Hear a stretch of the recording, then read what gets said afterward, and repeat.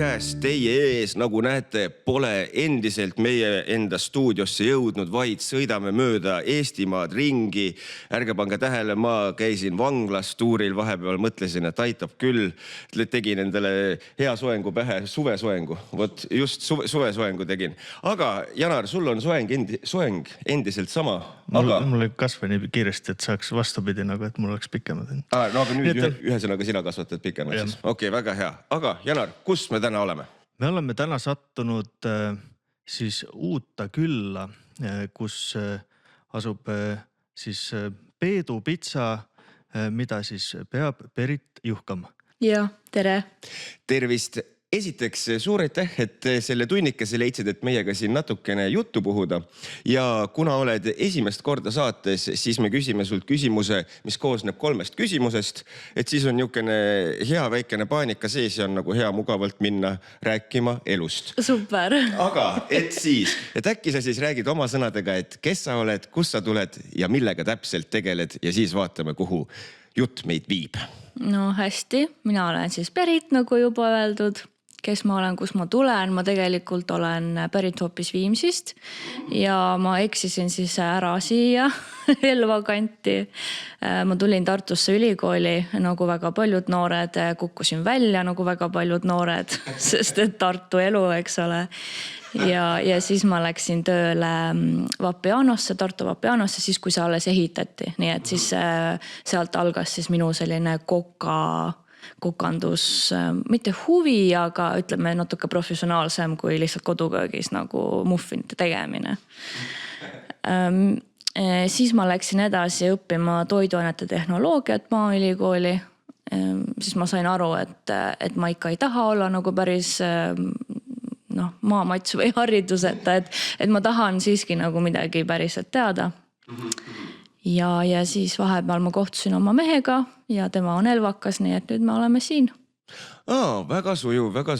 Aga et siis ühesõnaga, kui Viimsist sai siis Tartumaale nii-öelda tuldud, et kas siis oli kuidagi selline kokamaailmaga sidumine juba nagu idees nagu juba algusest peale või see kuidagi tuli nii-öelda ajakäigus? No ma olen alati, mul on väga meeldinud süüa teha kogu aeg, et kui näiteks just pitsast rääkida, siis mulle just eile tuli meelde, kuidas ma olin võib-olla mingi 12-13 aastane, ma tegin kodus pitsat ja siis ma viisin oma naabripoistele, kes olid minust nooremad ja nad olid nagu, issand jumal, sina tegid või? Aga see on selline kodu mingi plätserdiseks ta oli, eks ole, aga nende väikeste poiste jaoks oli midagi väga nagu head. Et ma ei tea, meil nagu kodus kõik tegid süüa ja see oli siuke mõnus. Ma mäletan, kui ma õppima läksin Maaülikooli ja siis meile öeldi seda, et inimestel on alati toitu vaja, et see on nagu eriala, mis tuleb ükstamoodi nagu kuidagi tuleb ikka kasuks. Ja mul on nagu see meelde jäänud, et see toit, me peame ju kõik sööma ja selleks, et see toit oleks puhas, et ta oleks ohutu ja peale seda, et ta oleks ka maitsev. Et see on nagu minu jaoks nagu nii oluline nagu näha, siis mulle väga meeldib süüa. Söömine on tõepoolest mul ka top 5 tegevus päris kindlasti. No näha ei ole, ma arvan, et see on seal 5. kohal siis võib-olla. Ära ütle nii. Aga tuleme siis nii-öelda selle Peedu pitsa juurde siin, et siis kuidas siis lõpuks nagu siiamaale tulti, et nii-öelda, et see Peedu pitsa siin käima lükata ja kas see pitsa valmistamine oligi nagu see kõige kohe algne idee või see mõeldud veel mingisuguseid muid mingeid söögiideid veel, et mida tegema hakata? No ütleme niimoodi, et magistrantuuri lõpus mu lõputöö oli Tatra õllest ja siis ma arvasin, et nüüd ma avan siis oma pruulikoja ja et ma hakkangi nagu ise hoopis õlut tegema. Aga tegelikult, nagu ma ütlesin, siis ma töötasin Vapianos, nii et siis ma tegingi seal pastasid, pitsasid, salateid, kõike, ma tegin seal nagu kõike. Ja kui ma siia kolisin, siis ma jäin rasedaks, meil sündis poeg ja nüüd siis selle aasta alguses mul said rahad otsa ja tuli nagu mõelda, et mida edasi teha, et kas ma lähen tagasi oma päris tööle, ma töötasin Tartu teaduspargis ühes biotehnoloogia ettevõttes. Ma olin seal toidulisandite tootearendaja.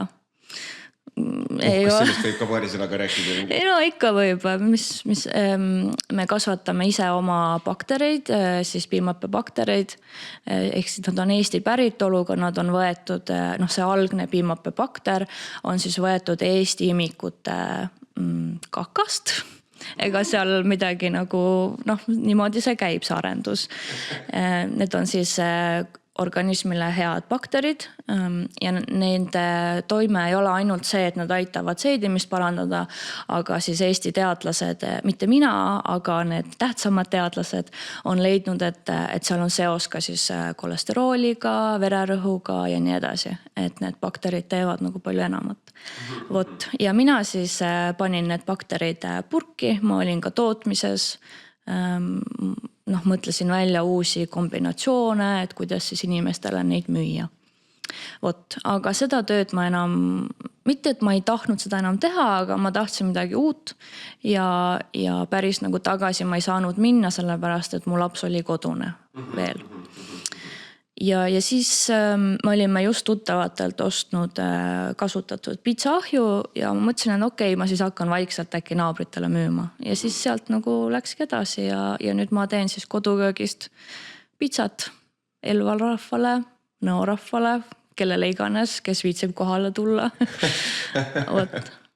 Aga siit korra käis läbi see huvitav asi nimega Tatra õlu. Ma pean tunnistama, et ma ei ole vist kordagi elus Tatra õlut proovinud. Ma isegi ei teadnud, et sellest õlut vist tehakse. Ei teadnud. Kas see mõtle nagu täiesti maha maetud või minesed ja võib-olla tulevikus tuleb ka Tatra õlu veel teemasse? Tegelikult selle teema pakkus välja siis mu juhendaja ja see põhipoint oli see, et kas saab õlut teha gluteenivabast toorainest, et seda gluteeni on mul siin igal pool, me hingame seda sisse, sest mul on siin nii palju jahu, eks ole, aga toona see oli nagu väga siuke pop teema ja gluteenivaba ja nii edasi. Aga kui me nüüd hästi nagu teaduslikuks lähme, aga ma üritan hästi lihtsalt seda öelda, siis sellised nagu teraviljad, millel ei ole gluteeni, siis tihti neil ei ole ka neid ensüüme, millest siis saaks nagu sellest viljast eraldada kõik need kasulikud ained, millest saab seda õlut nagu teha.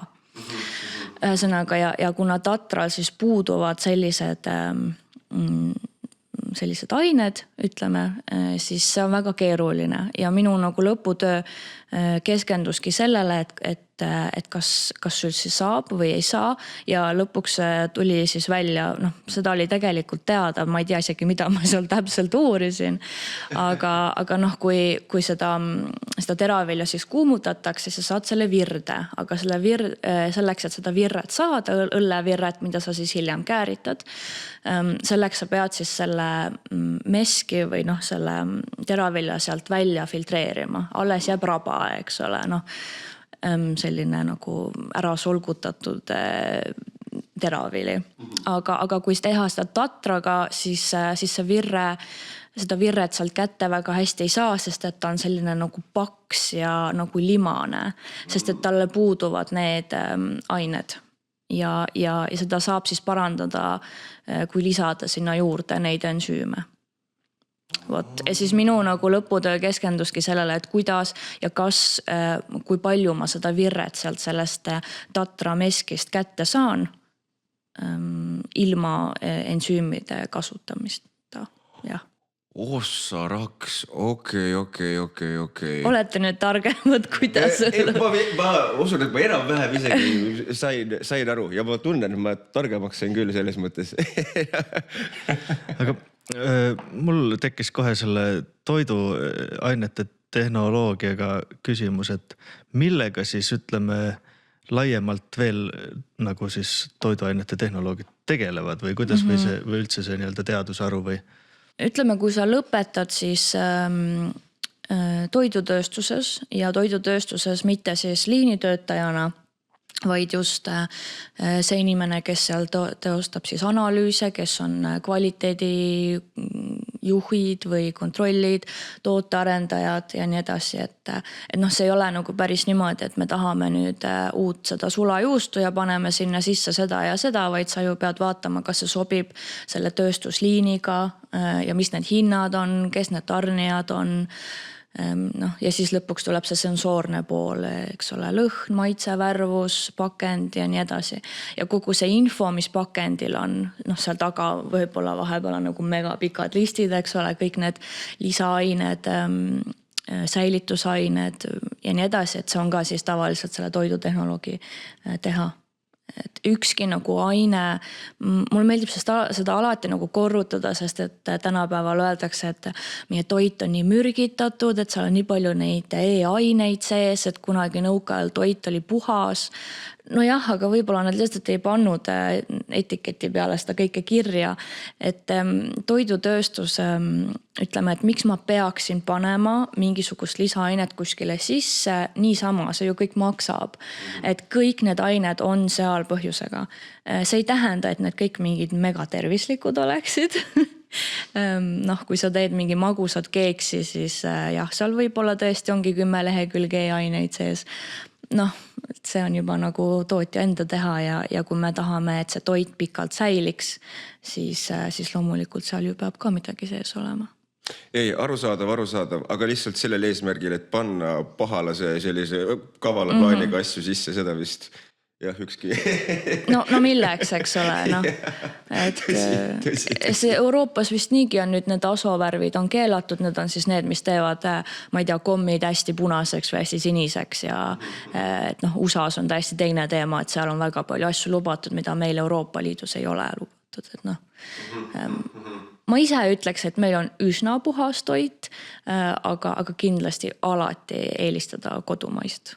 Õigus, lihtsalt juba põhimõtte pärast. Jah, lihtsalt juba selleks, et toetada oma ettevõtteid ja väikeettevõtteid. Täpselt, sellega mul on 1000% nõus.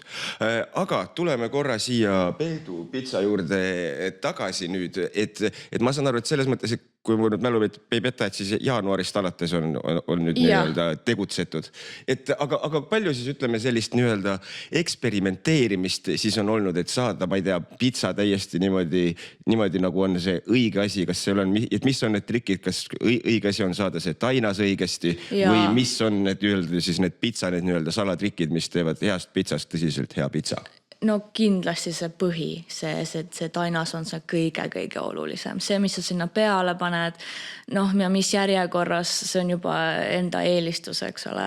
Aga just see, et see põhi ja need ääred, et nad oleksid maitsvad, see oli nagu minu jaoks see kõige keerulisem protsess ja ma võib-olla 2 kuud katsetasin erinevate jahudega, erinevad retseptid, kooslused.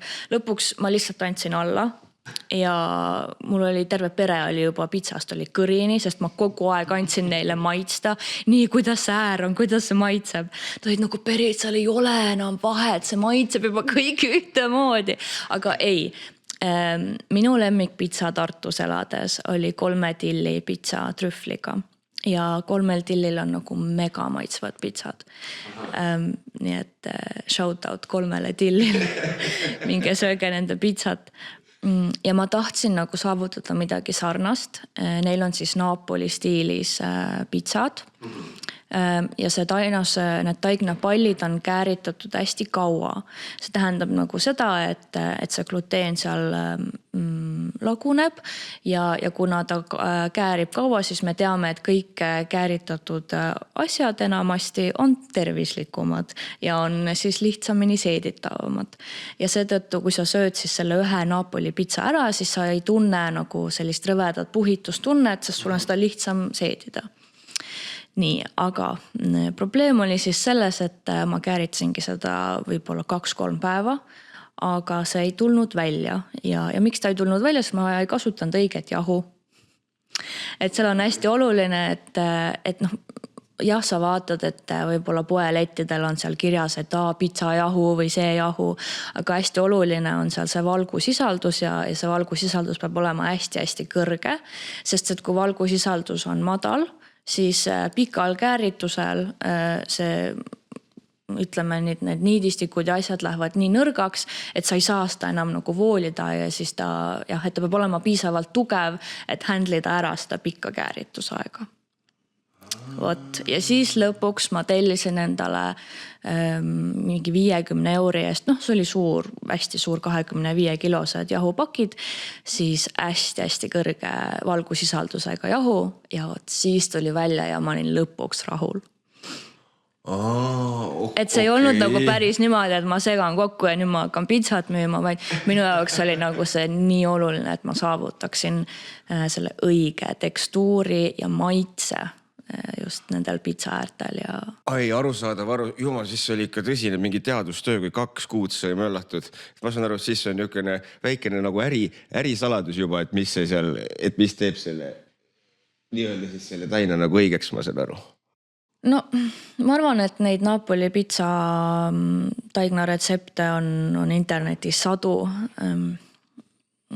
Hästi oluline on seal ka see pärmi kogus, sest et pärmi läheb väga-väga vähe, kuiv pärmi ja sellepärast siis ma ostsin endale selle narkokaalu, eks ole, selle hästi väikse, et kuidas neid nagu grammi täpsusega, et kuna mul on väike mikser, siis ma kasutan üks kord ühele portsule, siis läheb 1,44 grammi pärmi. Ja mul on vaja täpselt saada 1,44. Ma küsin siia kindlasti lolli küsimuse kohe juurde, aga mis siis saab, kui näiteks liiga palju läheb? Siis ta kerkib liiga palju ja liiga kiiresti ja siis ma ei saa nagu teda mitu päeva hoida, sest et siis see pall ei hoia oma kuju, ta läheb hästi laiaks nagu sulab ära, nagu pannkoogiks, need mullid on seal hästi suured ja kui ta käärib hästi kaua, siis see pärm sööb kogu selle suhkrut sealt kõik ära, ehk siis ta pole enam nii tugev.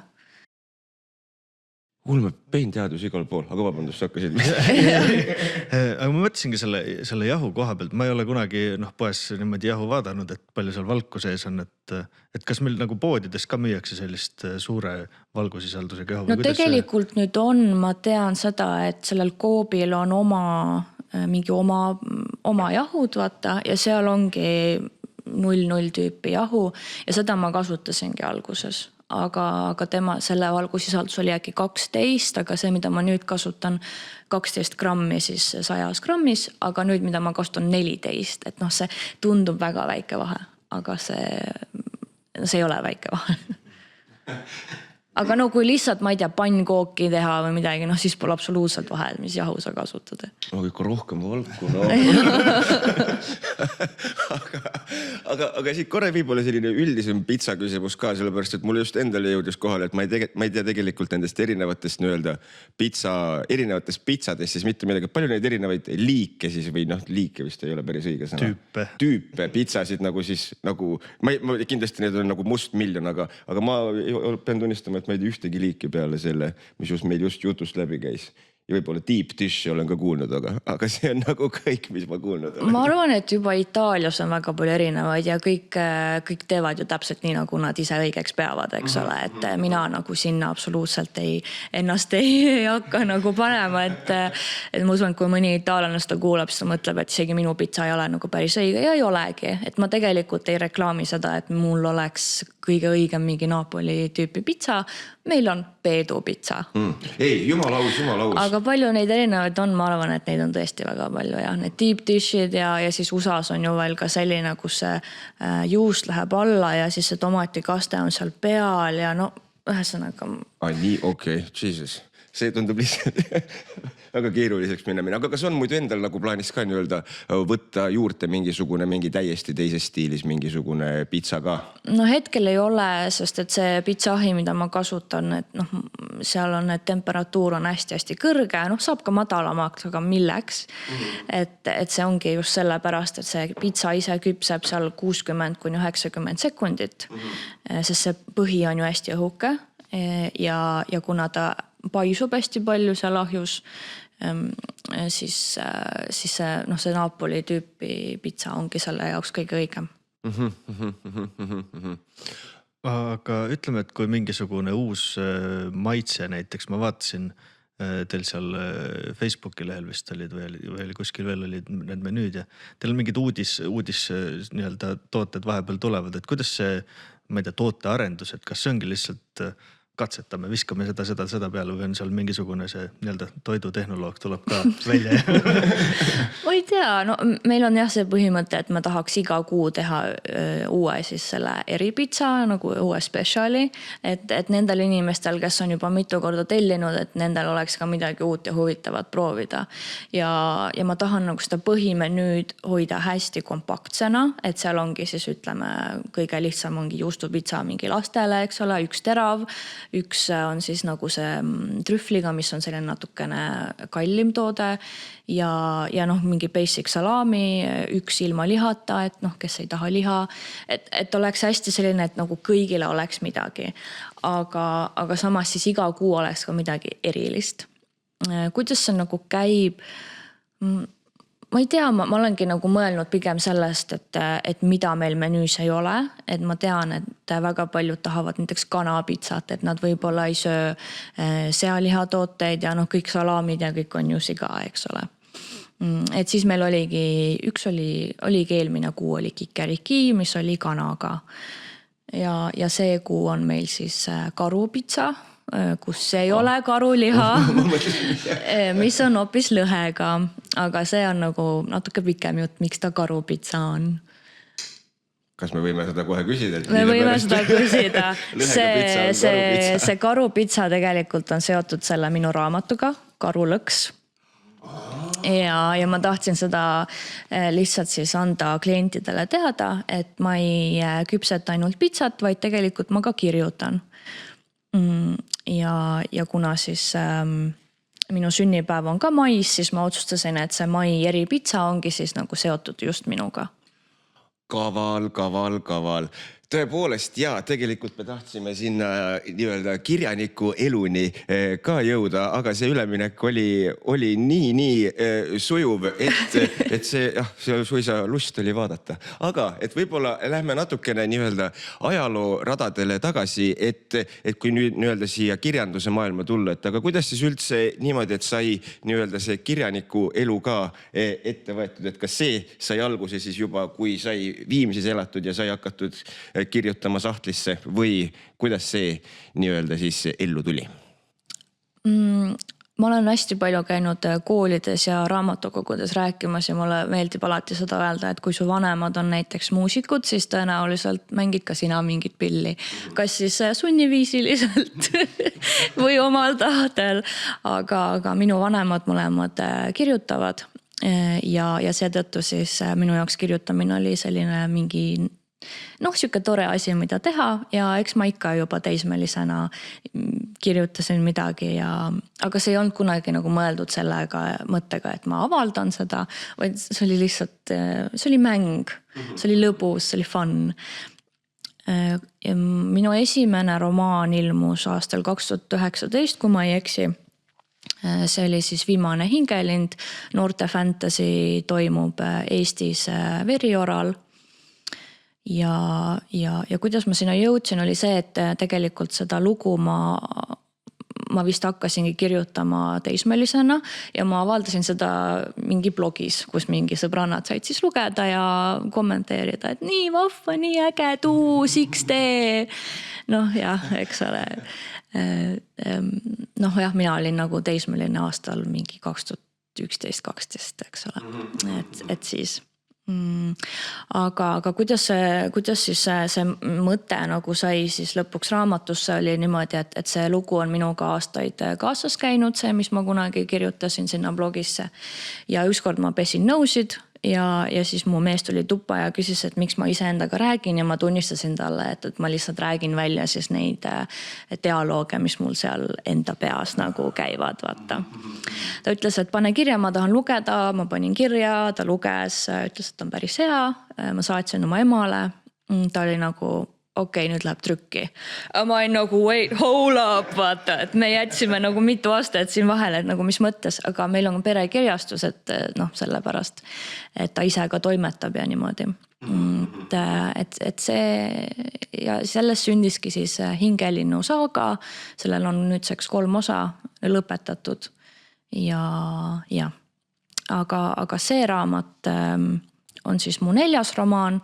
Mul on vahepeal ilmunud ka üks lühijutt kogumikus Eesti nõid. See on ka siis siuke nõialugu. Et ma olen alati kirjutanud midagi ulmelist, sest et tavaelu on liiga igav, et sellest kirjutada. Kuigi ma ei reklaaminud Karulõksu kui ulmekat, siis mõned tähelepanelikumad lugejad võivad välja noppida need ulmelikud elemendid sealt seest. Aga võib-olla ilma, et nii-öelda plotti ära annaks, aga kas võiks rääkida paari sõnaga ka sellest, et millest siis see nii-öelda Karulõks täpsemalt või tähendab jah, millest seal siis juttu tuleb?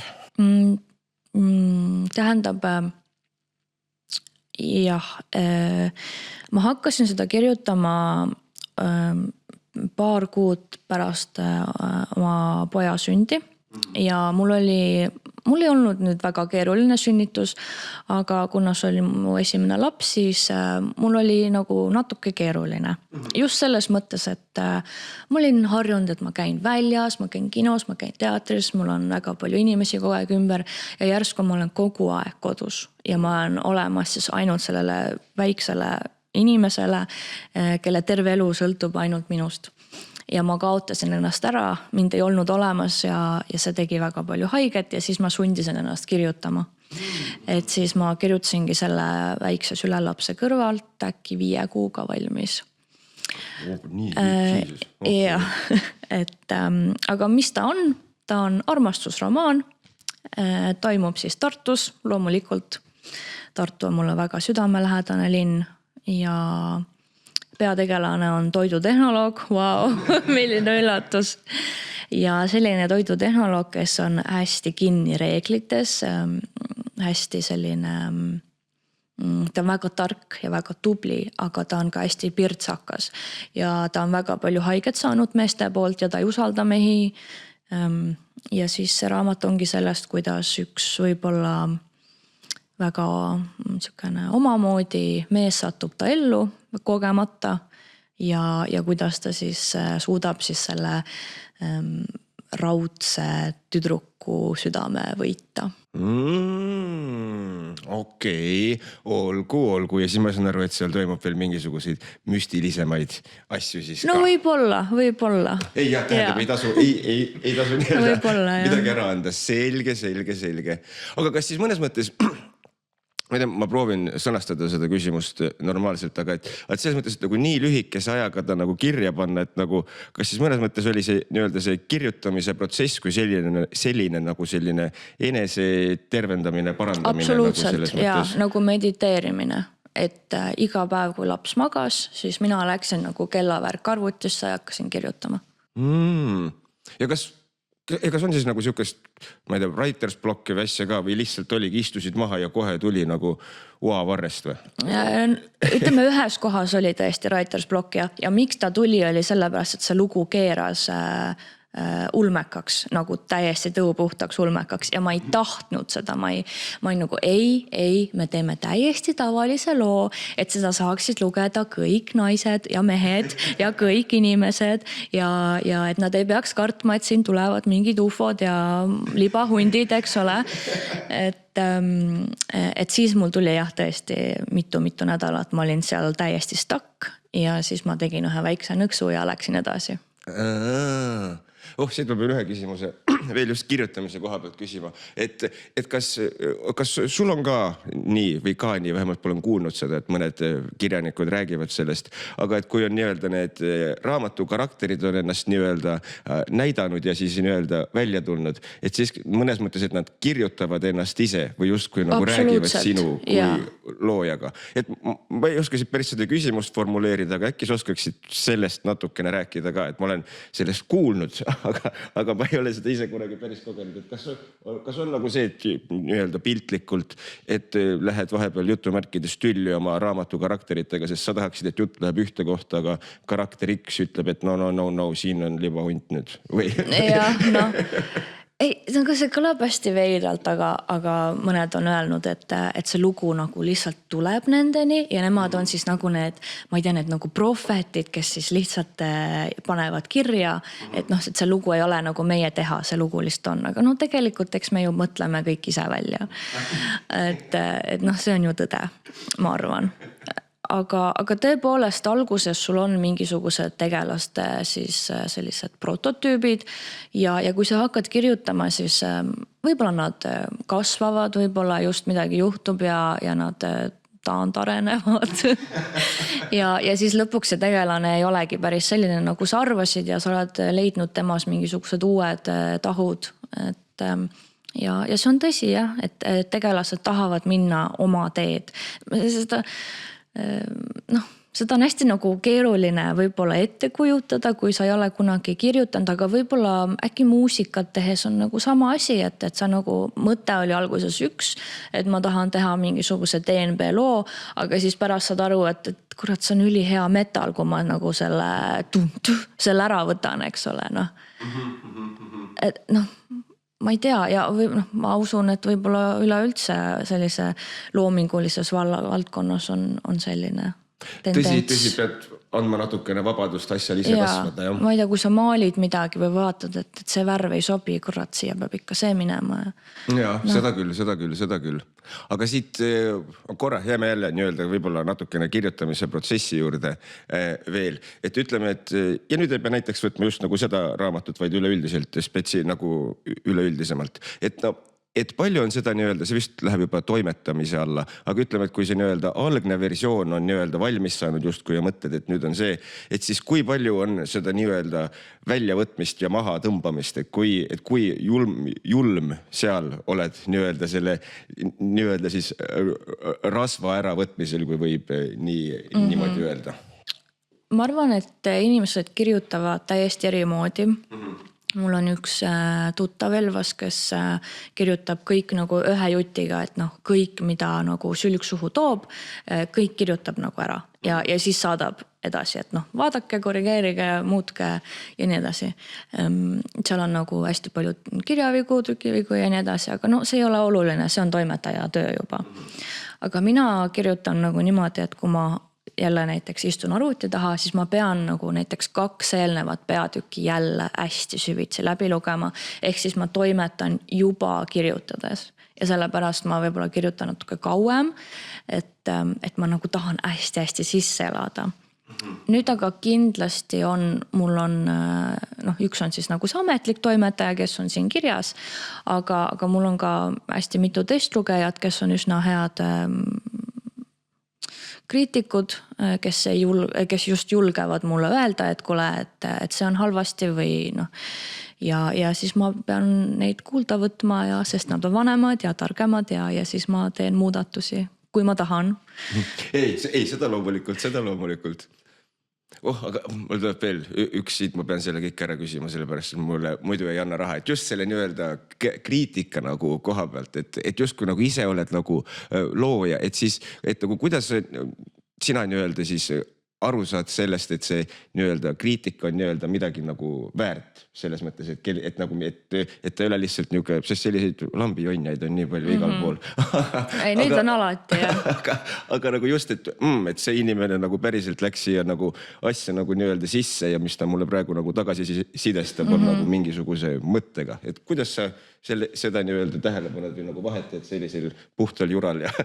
No näiteks kui keegi ütleb, et talle lugu ei meeldi, et noh, see ei ole kriitika, see sulle ei meeldi, okei, ja noh, see on täiesti okei, et sulle ei meeldi, aga see ei ole ju konstruktiivne tagasiside näiteks mu kirjutamisstiili kohta või noh, mingi konkreetse stseeni kohta, et noh, see ei tähenda mitte midagi. Või see, et mulle ei meeldi, mis otsuseid see peategelane tegi. No jah, aga ta on selline inimene. Pigem on nagu see, kui keegi ütleb mulle pikemalt, et kuule, et seal läks nagu venima natuke või siia tahaks just seda rohkem või seda pole tegelikult üldse vaja või see on liiga keeruline. No, midagi nagu sellist. Ja ei, loogiline. Aga ütleme, et kui need testlugejad saavad, kas nad saavad nii-öelda juba siis selles mõttes valmis või nad saavadki niimoodi peatüki kaupa lugeda? Ei, valmis ikka. Ja näiteks ma vahepeal, tundub, et nii hea koht, eks ole, aga raamat ei ole veel valmis ja siis ma tahaks juba saata kellelegi ja mu ema on öelnud, et ei, ma ei loe poolikut asja. Et kui sa tahad, et ma loeks, siis ma loen siis, kui on valmis. Okay. Selge. Sest et sa ei saa ju tegelikult seda tervet pilti ja võib-olla alguses ongi mingisugune loll koht, aga sa ei saa aru, miks see vajalik on ja see tuleb alles lõpus välja ja sa saad aru, et see ei olnudki nii loll tegelikult, see oli päris hea konks, mis seal oli. jah, seda küll. Aga korra siit, kuna on ikkagi selline nii-öelda ulmet ja fantaasiat nii-öelda käib ka läbi, et ma pean siia küsima kohe selle ka, et aga kas on endal päriselus ka olnud mingisuguseid seletamatuid kogemusi? On nähtud vaimu, lumeinimest?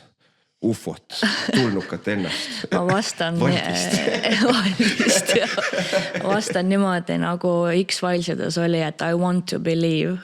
Ma tahan uskuda ja ma võiks uskuda väga palju asju, aga ma ei ole mitte kunagi mitte midagi näinud. Ja mul ei ole ühtegi lahedat lugu. Ma olen teistelt kuulnud.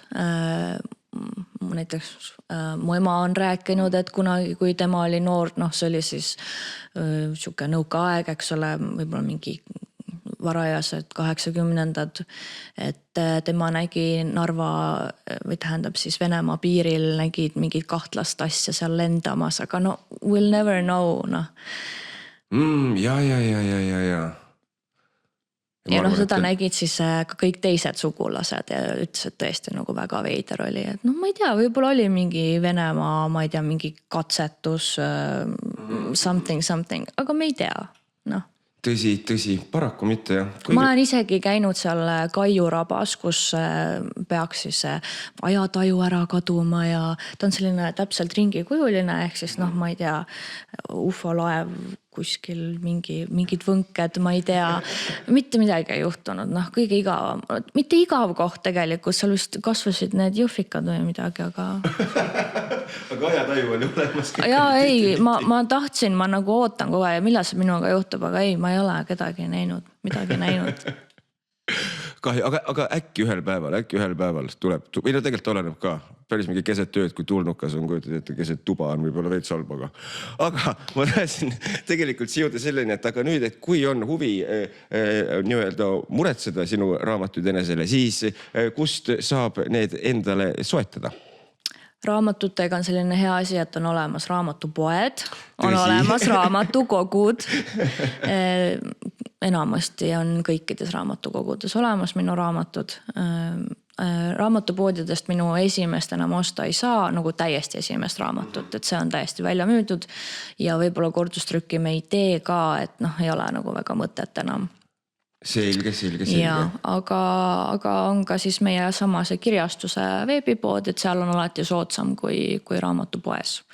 Sest et raamatupoed panevad hästi palju juurde ja miks nad ei peaks, on nende äri.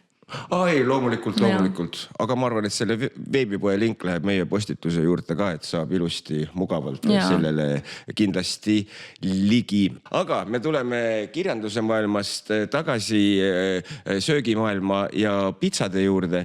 Et kui me oleme siin praegu pitsast rääkinud, et kui nüüd inimesel on huvi, et ma tahan tulla võtma pitsat, ja kui hästi rääkida, kas sul on tegelikult mingi ladu raamatutega ka, et kui nii hästi diilida, et saab pitsa pluss mingi raamatuga osta või? Ja seda uut saab kindlasti osta. Ja. Ja vaata, me hakkasimegi rääkima sellest Mai eri pitsast, mis on nimi on Karu. Täpselt. Ja see promo siis ongi see, et maikuu jooksul saab siis minu käest osta 20 euroga selle raamatu. Siis, et ei pea pitsat ostma, võib ka lihtsalt raamatut osta, vahet ei ole. Aga see kombo on nagu kõige parem, et võtad selle hea pitsa ja hakkad lugema kõrvale. Ja siis niimoodi rasvaste sõrmedega. See oli mu esimene mõte. Nice. Aga tegelikult ma tahtsin seda küsida, et nii-öelda, et kui nüüd ikkagi inimesel on huvi pitsat tellida, siis mida ta täpsemalt selle jaoks tegema peab ja millega peaks arvestama, kui on pitsat siit soov tellida? no võib-olla meie kõige suurem kitsaskoht on see, et me oleme koduköök, meil ei ole, me müüme ainult kaasa, me ise veel praegu kohale ei too.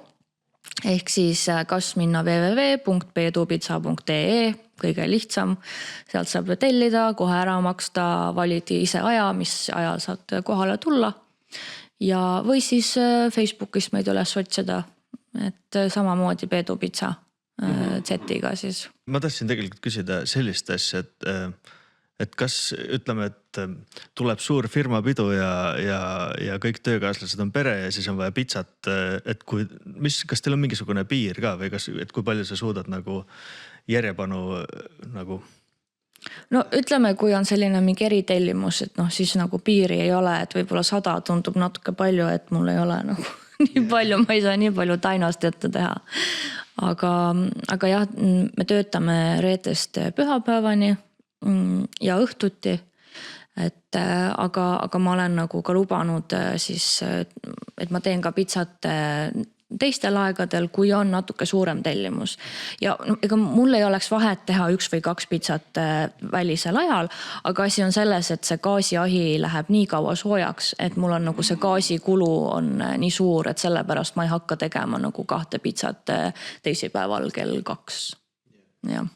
Ma pean kohe küsima, kui kaua see ahi siis soojaks läheb, et nii-öelda saaks hakata pitsat tegema? No kuskil 20 minutit, 20-30 minutit ja kui pitsa seal küpseb minuti, siis mul on 21 minutit gaasikulu ühe pitsa jaoks, et sellepärast, et muidu ju teeksin siin kogu aeg, ma ei tea, inimesed on küsinud mult lõunapakkumisi ja siin samas ju ehitatakse uusi maju, et need töömehed hea meelega võtaks ka lõunaks ühe värske pitsa, aga ma ei näe praegu, et see lõunapakkumised oleks meil nagu kasumlik just selle gaasikulu pärast. Ei, täiesti arusaadav.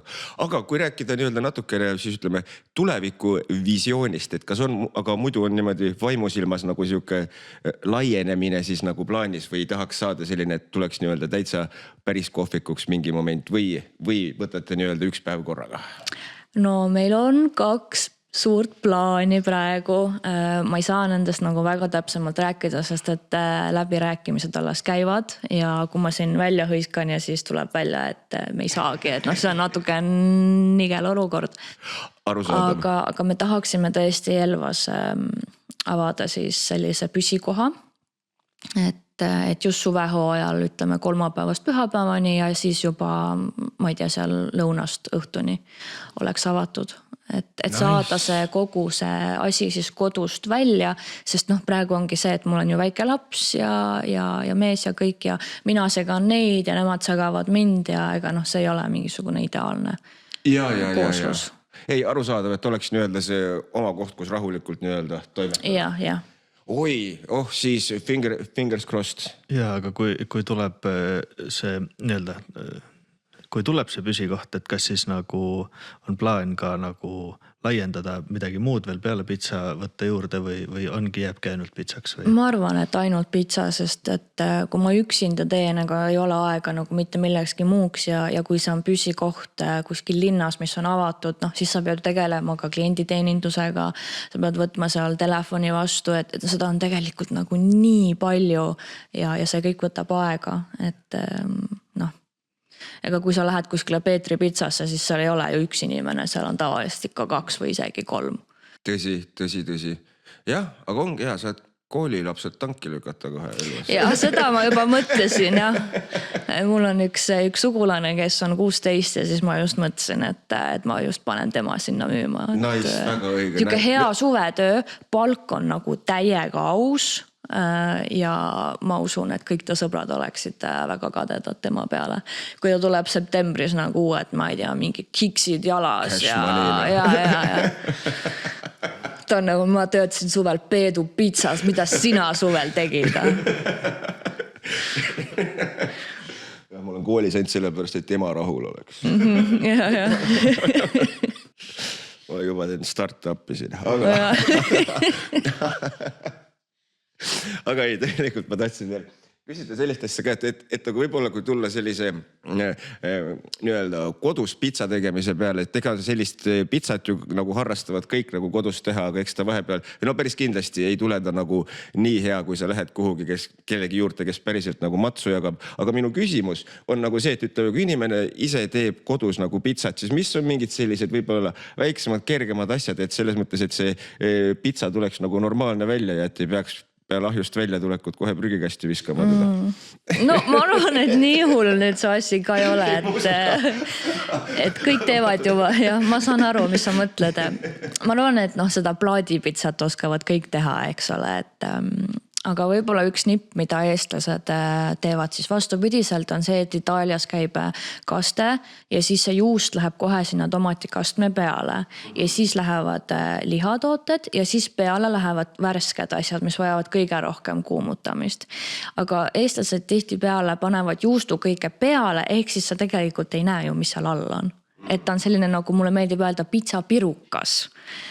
Et kui sa paned ja näiteks sul peal ongi seal mingi sibul, eks ole, siis see sibul saab kõige rohkem kuumus, see küpseb, see muutub magusaks ja see juust ju nii sulab seal all ära.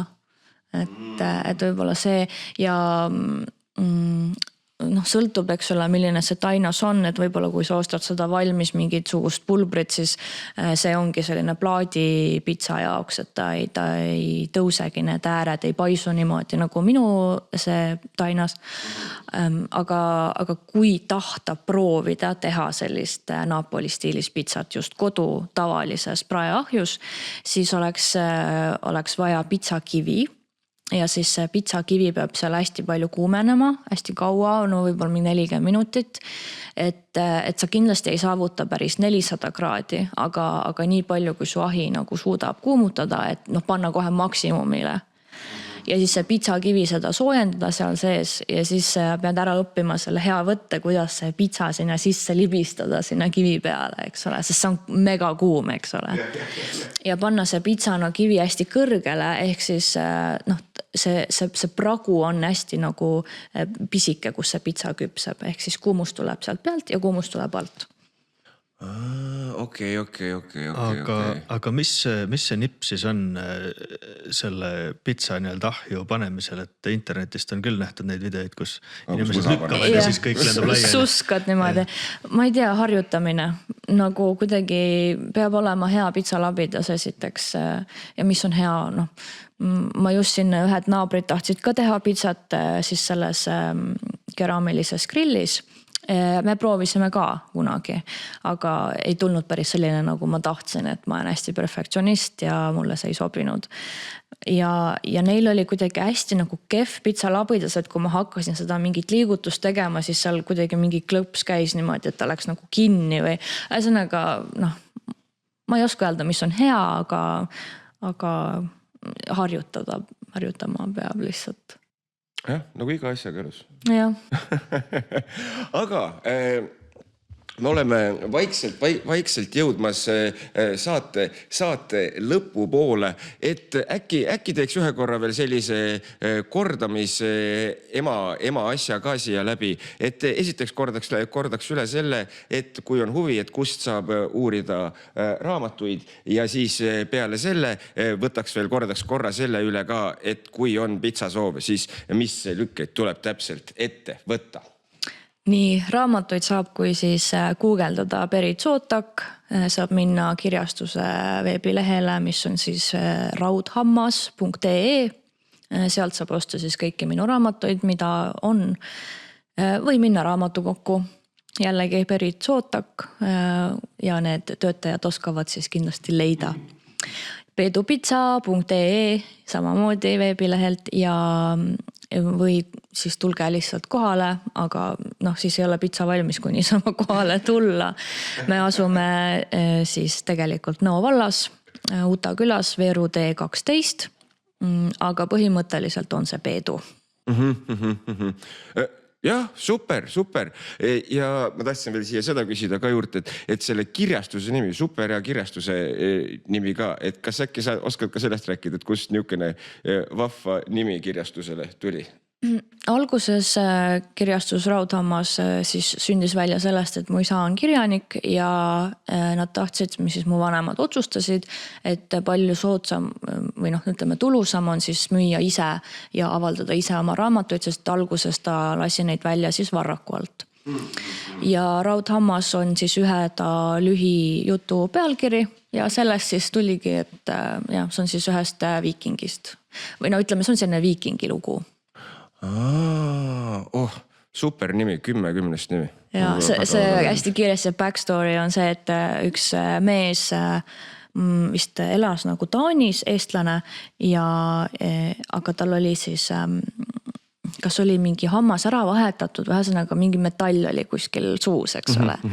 Ja siis ta kuidagi läbi larbi vist teleporteerus nagu minevikku, mingi viikingi aega ja siis teda hakati Raudhambaks seal kutsuma. Vist oli õige, nagu ma olen seda ammu lugenud, aga... Ei, aga see tundub päris hea. Okei. Nii. Aga enne veel, kui nii-öelda vaikselt paneme pillid kotti, siis on meil veel ka üks küsimus, mida me oleme küsinud kõikidelt külalistelt. Et kas sul on mingisugune selline, ma ei tea, mõte, tsitaat kusagilt raamatust, filmist, kust iganes, mis on jäänud kuidagi niimoodi meelde ja mida võib-olla tuletad endale meelde nendel päevadel, kui ei ole võib-olla kõige paremini läinud, kui on niuke hall esmaspäev, aga siis see mõte aitab nii-öelda või muudab päeva natuke paremaks. Sa oleks pidanud seda mul nagu enne küsima, siis mul oleks olnud aega mõelda, aga kui sa praegu niimoodi, siis ma arvan, et Star Wars ja May the Force be with you. No see on väga hea, see on ju super. Ma ei tea, ega ma ei oskagi sellele midagi tarka selles mõttes lisada. May the Force be with you, jah? Kas mitte see, kes need on? Oota, aga täna on ju 4. mai. On? Jaa, täna on Star Wars Day. On ka või? May the 4th be with you. May the 4th, no näed! Ma hakkasin just vaatama, vaata. No vot, see on nagu saatuse sõrmis. May the 4th be with you, jah, täpselt. Aga... meie poolt ühesõnaga suur aitäh, et võtsid et meid siin nii toredalt endal kodus vastu võtsid. Meie omalt poolt soovime jõudu, edu ja jaksu nii Peedu pitsaga kui ka kirjaniku maailmas, et ikka tuleks raamatuid aina juurde ja juurde ja et pitsad otsa ei saaks, mida tul vaja teha. Või tähendab, see kõlab nagu sa peaksid töö alla matuma. Ei, puhka ka ikka vahepeal. Aga ühesõnaga kõik vajalikud internetilingid leiate meil postituse juurest ka ülesse, et vaadake, tulge sööma pitsat, tulge ostke raamatut ja veel kord meie poolt suur aitäh! Aitäh!